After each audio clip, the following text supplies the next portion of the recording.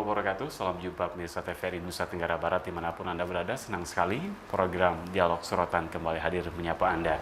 Sebuah program yang akan mengajak para jurnalis atau wartawan dari berbagai media lokal di Nusa Tenggara Barat untuk mengkaji, menyoroti setiap isu yang dalam pekan-pekan terakhir menjadi menarik untuk diangkat di masing-masing media lokal di Nusa Tenggara Barat. Kali ini bersama saya Farul Razi, kami telah mengundang Wakil Pimpinan Redaksi Radio Republik Indonesia Mataram, ada Bapak Nasruddin Zen. Assalamualaikum. Waalaikumsalam warahmatullahi wabarakatuh. Salam sehat. Terima kasih. Salam olahraga jaya. Salam olahraga jaya. Momentumnya lagi tepat. Kemarin kita baru selesai Piala Dunia 2026 dan TVRI mendapatkan menjadi pemegang hak siar. Kemudian di satu sisi daerah kita juga sedang berpesta dengan Pekan Olahraga Provinsi. Porprov ya. Porprov 2020. Multi event yang tentu saja nih sangat bergairah. Apalagi TVRI pemegang hak siar sangat luar biasa. Termasuk saya adalah pemirsa yang sangat setia ketika arena Piala Dunia itu mulai digelar ya. Dan kami itu tidak tanggung-tanggung menontonnya di masjid. Di masjid. Ada halaman masjid, kita buat kafe, dan itu pun pengadaan TV kita urunan dari Rp100.000 seluruh jamaah masjid, sehingga terbelilah layar TV yang sebesar 45. Ini luar biasa. Lalu kita putar setel TVRI. Makanya posisi TVRI sangat luar biasa ketika gelaran Piala Dunia itu. Terutama ketika ada semifinal ya. Prancis lawan Spanyol, kemudian Inggris lawan Argentina, sangat luar biasa. Kami siap begadang di situ, diundang oleh TVRI pun. Saya nggak hadir, akhirnya di situ aja karena dekat sama rumah gitu. Ikut menyemarakan bersama dengan masyarakat yang ada di sekitar. Bersama dengan masyarakat, jamaah masjid.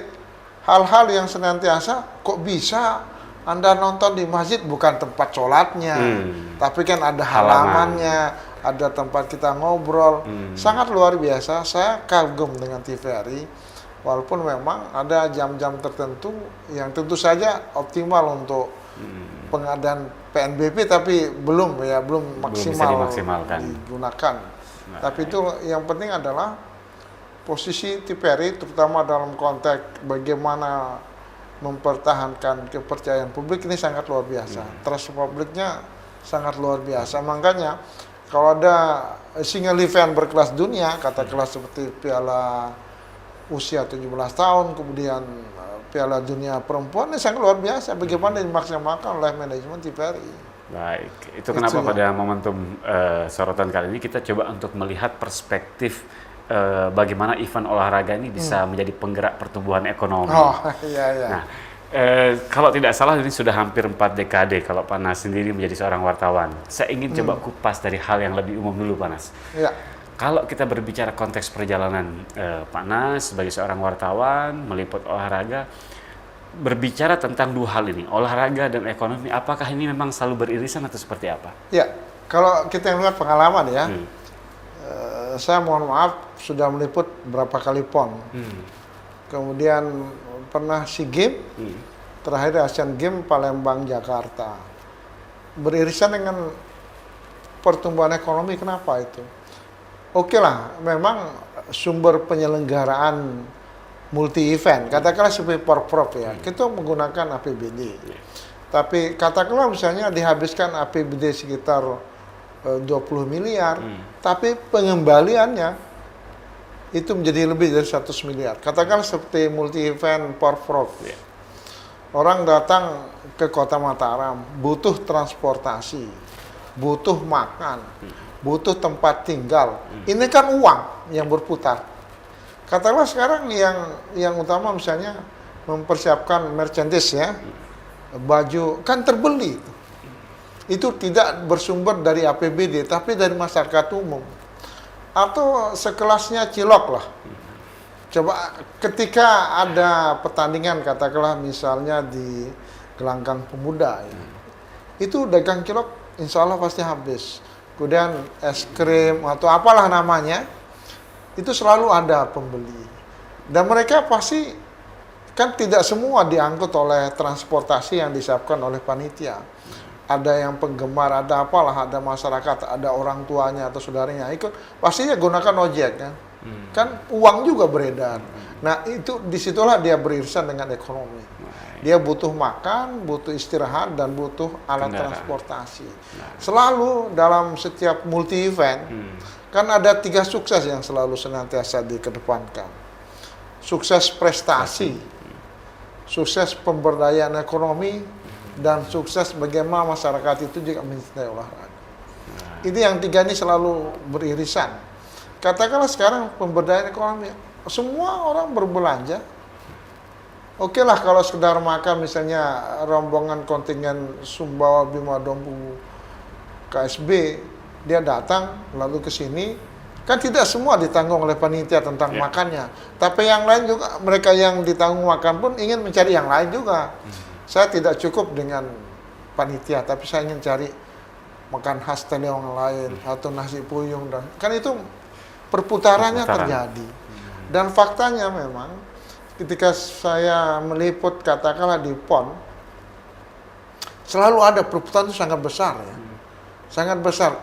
Kalau ini bukti yang disampaikan oleh Ketua KONI Nusa Tenggara Barat, Pak Mori Hanafi, itu kan perputaran uang selama gelaran Porprov 100 miliar, Pak. 100 miliar rupiah. Artinya uang yang berputar di Kota Mataram itu seperti itu kan. Katakanlah hotel yang selama ini sepi, low season, tapi ketika ada Porprov ini kan terisi. Itu salah satu contoh lah, indikator. Kemudian transportasi, ya bagaimanapun juru parkir juga hidup juga dari situ. Betul, sepakat. Saya kemarin selalu menjadi penonton setia di salah satu cabang olahraga ya, di tenis lapangan. Saya dari babak penyisihan hingga final saya selalu nonton. Sehingga jam kantor pun harus saya izin kan. Saya mau izin dulu meliput, ya alasan meliput lah. Ternyata di situ ada yang jual kacang, kan terbeli Pak. Jual ubi rebus, terbeli itu. Mereka atau air minum lah, air putih yang kemasan terbeli. Ini gambaran-gambaran kecil yang setiap event besar selalu, ya kalau mungkin dari perspektifnya pemerintahan break even point, tapi bagi masyarakat berhasil untuk pemberdayaan ekonominya. Saya pikir ini gambaran kecil, Pak Farul Razi. Sekilas kadang dia tidak tampak nyata, tidak tampak, tetapi itu ada dan itu bergerak. Nah, kalau kita berbicara konteks tadi Piala Dunia di TVRI, berdasarkan data itu perputaran ekonomi nasional di momentum Piala Dunia itu mencapai 5,03 triliun rupiah. Wajar saja, sangat wajar. Dan itu kemudian menggerakkan sektor hotel, restoran, kafe, bahkan juga UMKM. Ya. Warga juga aktif. 78%-nya itu adalah bentuk partisipasi publik. Warga aktif mengikuti acara nonton bareng. Nah, bagaimana melihat fenomena itu, Bang? Itu bukti real ya. Saya contohnya di dunia digital. Ini saya enggak tentang pasar taruhan, tidak. Tapi perputaran ekonomi uang itu sangat besar di situ. Katakanlah misalnya kalau di digital itu, ente pegang mana? Oh, saya Spanyol. Terus teman lain Prancis misalnya nih ya, misalnya. Kalau Anda pegang Spanyol, perkaliannya ini. Ini di dunia digital ya. Itu aja perputaran sangat luar biasa, Pak. Ya kalau kita belak-belakan, bandarnya laba besar.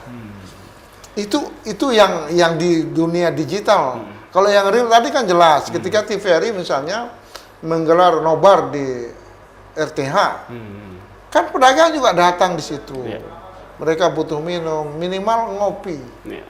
Walaupun memang anggaran juga TVRI mungkin keluar juga sama pemerintah kota, tapi pedagang yang di pinggir-pinggir kan juga kebagian juga rezeki. Yang kita tidak hitung jumlahnya berapa, tapi minimal manfaat itu diperoleh oleh masyarakat. Saya pikir ini karena disitulah kepercayaan yang utama, kan? Gimana kepercayaan lembaga negara ini supaya masyarakat senantiasa memposisikan seperti lembaga penyiaran TVRI ini agar event-event seperti itu bisa tersiar, gitu. Walaupun itu single event, tapi luar biasa kelasnya. Gitu. Di awal-awal banyak masyarakat yang mempertanyakan negara harus menggelontorkan uang begitu besar untuk membelikan hak siar untuk TVRI. Karena memang perbandingannya kalau kita bandingkan dengan uang yang harus digelontorkan oleh pemegang hak siar sebelumnya, ini berkali-kali lipat, Panas. Ya. Tetapi kalau kemudian kita lihat dampaknya hari ini, kalau kemudian ada bahasa bahwa presiden atau pemerintah dalam hal ini ingin menghadirkan Piala Dunia untuk rakyat, tepat atau tidak kalau kita melihat komponen Ya, sangat tepat. Kan rakyat tidak ditekankan untuk katakanlah membayar karcis dan sebagainya. Atau kalau misalnya lembaga penyiaran lain, hak siarnya mereka jual kan. Tapi kalau ini kan tidak. Dari awal kita fair-fairan. Ketika di babak penyisihan Piala Dunia kan tidak ada sponsor yang terlalu berlebihan oleh TVRI karena memang negara ya. Nah, saya pikir rakyat pun terpuaskan lah. Kalau memang ada bicara hal itu karena mungkin dia perspektif lain ya. Tapi yang jelas bahwa negara itu sudah memberikan ini perhelatan kelas dunia dan tidak kelas-kelas kaliber juga orang pemainnya di situ ya. Siapa tidak mengenal Messi? Siapa tidak mengenal Mbappe dan sebagainya? Atau sekarang siapa pemain Spanyol, Yami Yamal misalnya? Kan itu ditampilkan pasti mereka punya fun. Funnya sangat senang gitu ya. Bahkan saya ketika nonton di kafe masjid saya, ada anak usia baru SMP kelas 1, dia sangat tersinggung ketika misalnya disebut Yamal itu enggak ada apa-apanya, dia marah. Oh, itu bintang saya. Tapi emosional itu yang artinya bahwa TVRI bisa menghadirkan. Ketika emosional penggemar sepak bola itu bisa menikmati, saya pikir dia bersyukur juga kok. Tidak ada dia ngeremon, wih ini iklannya banyak, enggak ada itu ya? Enggak kan. Udah negara sudah memberikan pemegang hak siar pada TVRI dan TVRI juga memberikan secara profesional. Dan luar biasa juga tampilannya kan. Walaupun sekali waktu terganggu sinyal kan tidak sangat prinsip, tidak mengganggu secara keseluruhan. Baik. Ini kita berbicara skala yang besar. Nah, tadi Pak Anas sempat menyinggung terkait dengan tentang Porprov. Kita akan coba kaji lebih dalam bagaimana kemudian dampak pertumbuhan ekonomi dan fenomena yang terjadi hari ini pada pelaksanaan Porprov 2026. Tapi kita jeda sejenak, tetaplah bersama kami dalam program Dialog Sorotan.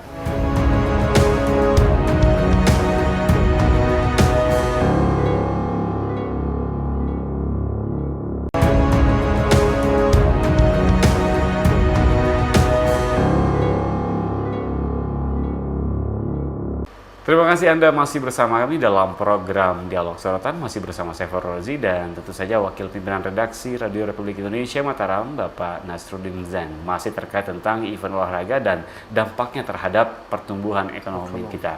Kalau di awal tadi kita sudah membahas bagaimana positioning TVRI kemarin sebagai pemegang hak siar Piala Dunia tahun 2026 dalam perspektif Wapemret RRI, kali ini kita coba untuk melihat atau mengkaji sesuatu yang lebih spesifik lagi, perhelatan olahraga yang ada di Provinsi Nusa Tenggara Barat yang sudah berlangsung sejak beberapa hari yang lalu. Saya ingin coba melihat, mungkin belum secara ekonominya, tapi saya ingin mendapatkan ulasan dari Panas sebagai seorang yang sudah berulang kali meliput kegiatan-kegiatan event olahraga, bahkan hingga dengan event olahraga nasional atau PON.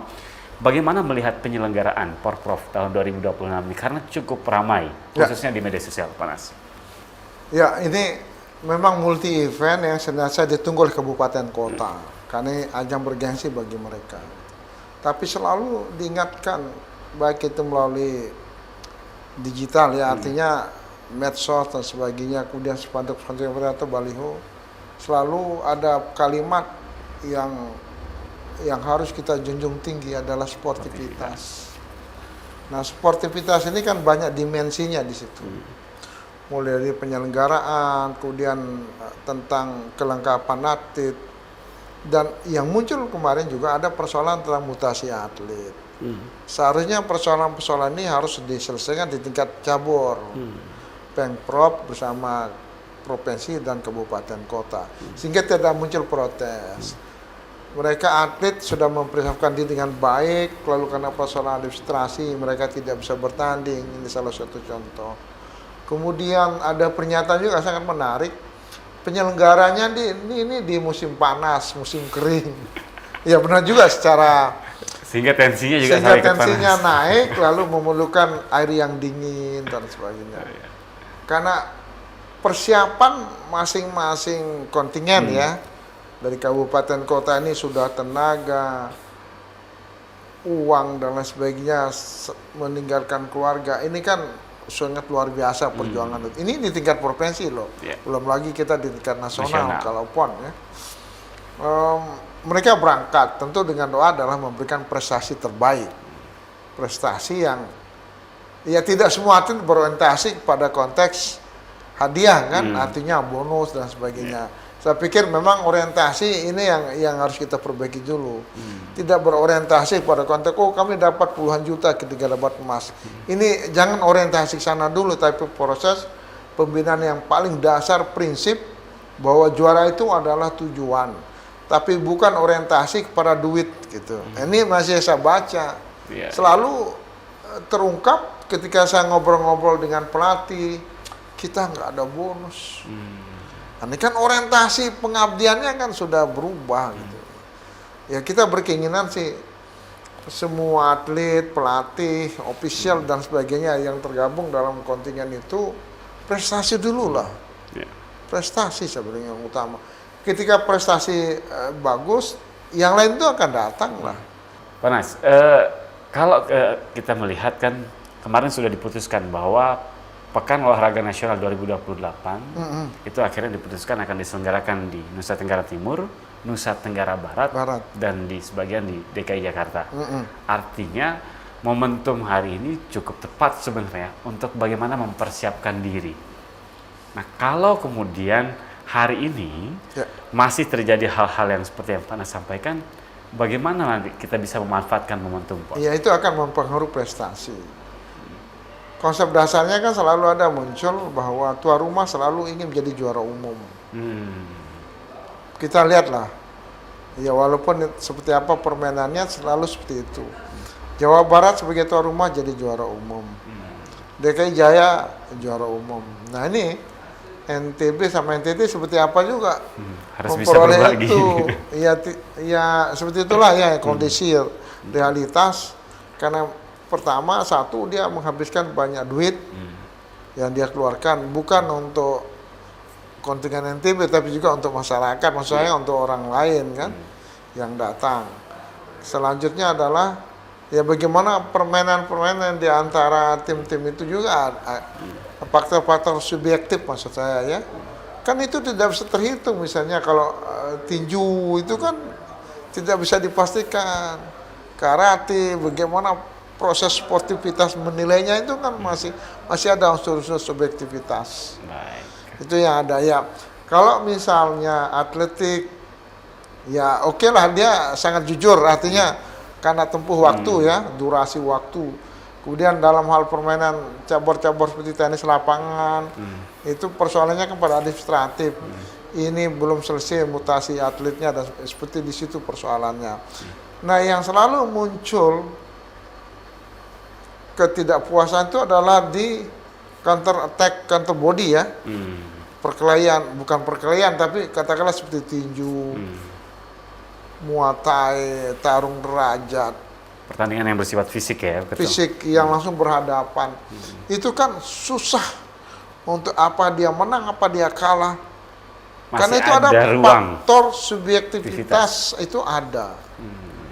Dan ada ruang juga. Ya, memang saya tidak pernah berinvestigasi tentang itu, tapi dari main mata juga bisa terlihat. Tapi saya tidak pernah ungkap itu ketika dalam liputan ya, karena sangat subjektivitas dan sangat orang tidak mau terganggu privasinya ketika kita seperti itu. Kecuali memang kalau dia KO malah baru dia jelas menang. Tapi sebelum dia KO pasti ada saja subjektivitas yang bermain di situ. Nah, kalau kita berbicara konteks begini, Mas. Pertama, dari sisi venue. Persiapan para atlet, kemudian kelengkapan akomodasi transportasinya mereka. Kalau kita melihat yang hari ini sedang berjalan di Porprov 2026. Kemudian bagaimana penyelenggaraan, kita lihat ada begitu banyak konflik terjadi.